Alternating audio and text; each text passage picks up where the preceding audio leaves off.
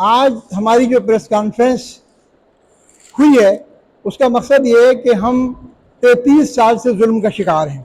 1993 के अंदर केएमसी ने लांडी कॉटेज इंडस्ट्रीज बेरोजगार नौजवानों के लिए अनाउंस की थी। पेमेंट ले ली, करोड़ों रुपया बेरोजगार नौजवानों से ले लिया और आज 33 साल हो गए हैं, वो हमको ज़मीन नहीं मिली। हमने इस सूरत हाल में जदोजहद शुरू की। केएमसी हेड ऑफिस में मुजाहरा किया, हमने केएमसी के अफसरान से रब्ता किया। वो वादे करते थे मगर वादा कोई वफा नहीं हुआ। फिर हमने 2021 के अंदर हाई कोर्ट के अंदर CP 5909 फाइल की और हमने ये अपना मुकदमा कोर्ट के सामने रखा कि हमें इंसाफ दिया जाए।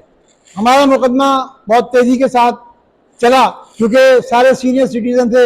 हर 15 दिन के बाद हमारे केस की समाअत हुई और अक्टूबर 2024 के अंदर जस्टिस सलाउद्दीन पंवर साहब ने एक बहुत स्ट्रॉन्ग ऑर्डर पास किया और वो उन्होंने कहा कि इस ज़मीन के बारे में मुझे कम्प्रीहेंसिव सर्वे चाहिए है और रेवेन्यू बोर्ड और केएमसी के अफसरान के ऊपर एक कमेटी बनाई और उसका सरबराह चीफ सेक्रेटरी को बताया कि 1 महीने के अंदर ज़मीन का सर्वे करके हमें रिपोर्ट पेश करेंगे। मगर अफसोस की बात यह है कि 30 नवंबर को वो रिपोर्ट पेश होनी थी, वो 30 नवंबर अब तक नहीं आया है।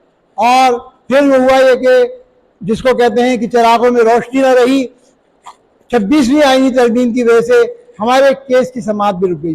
11 महीने हो गए हैं हमारे केस की समाअत नहीं हुई। हम अर्जेंट एप्लीकेशन लगाते हैं, वो रिजेक्ट हो जाती है। कहा जाता है कि अर्जेंट एप्लीकेशन की क्या ज़रूरत है आपको, आप ये बताएं कि 33 साल हमें हक के लिए लड़ते हुए हो गए। जो बंदा 1993 के अंदर 25 और 30 साल का था, वो आज जो है वो 65-70 साल का हो गया है। वो इंसाफ के लिए अर्जेंट एप्लीकेशन नहीं लगाएगा तो फिर क्या करेगा? तो ये आईनी बेंचें इसलिए हैं कि हमारा इस्तेहसाल करें और इंसाफ, लोगों को इंसाफ से महरूम करें। तो मैं ये मुतालबा करता हूँ कि इस आईनी तरमीम को कलम होना चाहिए ताकि लोगों को इंसाफ मिले। साथ ही मैं चीफ जस्टिस से अपील करता हूँ, चीफ जस्टिस जफर राजपूत साहब ने भी हमारे केस कई दफ़ा हमारे केस को सुना है। मैं उनसे दरख्वास्त करता हूँ कि हमारे केस को ओपन करें, हमारे केस की समाअत को ओपन करें ताकि ये फैसले पे हम किसी फैसले पे पहुँच सकें। ये जो इलाटीज में हैं वो बुढ़ापे के अंदर पहुँच चुके हैं और क्या कहते हैं इस इंतज़ार में कि शायद कभी हमें मिल जाए प्लाट, तो वो मौका भी आ जाए। मैं ये समझता हूँ कि अगर चीफ जस्टिस साहब ने हमारी अपील के ऊपर एक्शन लिया तो हमें इंसाफ मिल सकता है। हम इंसाफ के लिए जदोजहद कर रहे हैं, इंसाफ को मतलब रिजवान है और मैं पेशे के एतबार से मैकेनिकल इंजीनियर हूँ। इस प्लॉट के लिए हमने आज से 33 साल पहले दरख्वास्त दी थी, जिसका कि बाकायदा हमें साइट प्लान भी इशू किया गया, जिससे ये ज़ाहिर होता है कि बाकायदा टाउन प्लानिंग से कंसल्ट करके इस और ये प्लॉट्स की जो है ना लोकेशन और साइट प्लान किया गया।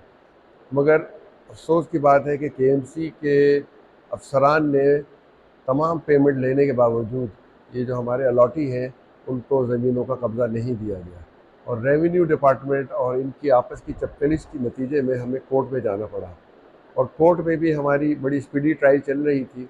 मगर वो स्पीडी ट्रायल जो है ना अचानक जो है जस्टिस पावर के जो भी डिसीजन था कि भाई फौरी तौर पे एक कमेटी बनाई जाए जिसमें चीफ सेक्रेटरी सिंध और रेवेन्यू डिपार्टमेंट के नुमाइंदे और केएमसी के नुमाइंदों को कहा गया कि आप एक रिपोर्ट जो है ना सबमिट करें कि इसका केस का क्या सिलसिला है।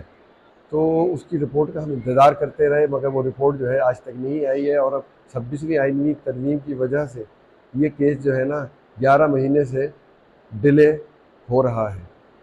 और हम गुजारिश करेंगे chief justice Sindh high court से कि प्लीज़ आप इसको तवज्जो दें और हम लोग अब 70 साल के हो गए हैं, अब इसके बाद हमारे बच्चे क्या ये प्लॉट लेंगे? क्योंकि यहाँ पे इंडस्ट्री आबाद होनी थी और ये इंडस्ट्रियल एरिया के साथ है ये सारी जगह जो एक्सपोर्ट प्रोसेसिंग जोन है उसके साथ अगर ये प्लॉट बन जाते हैं 200 गज के तो वहाँ पे एक इंडस्ट्री आबाद हो जाती है और उस इंडस्ट्री से लाखों लोगों को रोज़गार मिलता है। तो बस गुजारिश ये है कि इसका जल्द अज जल्द फैसला किया जाए और इंसाफ हमें दिलाया जाए। इकबाल अहमद नाम है मेरा।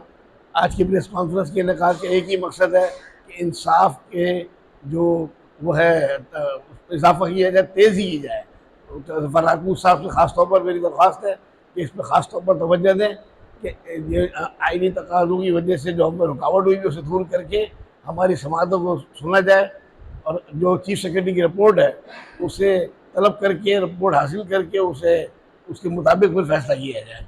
इंशाल्लाह हमें उम्मीद है कि हमने क्योंकि सही पैसे दिए हैं, अलॉटी हैं, हमारे पास साइट प्लान मौजूद हैं, अपने अपने फाइलें मौजूद हैं जो KMC ने दी हैं, तो हम बिल्कुल 100% यकीन है कि अगर हिसाब की बुनियाद पर फैसला होगा तो हम महरूम नहीं होंगे। हम तवक्का करते हैं चीफ जस्टिस साहब से कि वो इस पर ध्यान देंगे और खुसूसी तवज्जो करके हमारी इस पर जो है हेयरिंग्स को स्टार्ट करेंगे, पिटिशन को, और इसमें हमें इंसाफ दिलाएंगे। बिस्मिल्लाहिर्रहमानिर्रहीम। मेरा नाम अफसार अहमद है। मेरा भी इसमें एक अदर प्लॉट है लांडी कॉटेज इंडस्ट्री में, और सूबाई मुहतसिब से लेकर के सिंध हाई कोर्ट तक अभी तक मैं सिर्फ धक्के ही खा रहा हूँ और हमें प्लॉट नहीं मिला है। अब मेरी गुजारिश है चीफ जस्टिस साहब से कि बराए मेहरबानी हमारे हाल पर रहम करें। इस वक्त मैं 67 साल में चल रहा हूँ। अब बताइए कि मेरी उम्र क्या क्या रह गई है। अगर इसमें मुझे मिल जाए तो ये प्लॉट मुझे मिल जाए तो मेरे बच्चों के काम आए, वो लोग इसमें इंडस्ट्री लगाएं और अपना कारोबार करें, लोगों को रोज़गार दें इसके अंदर।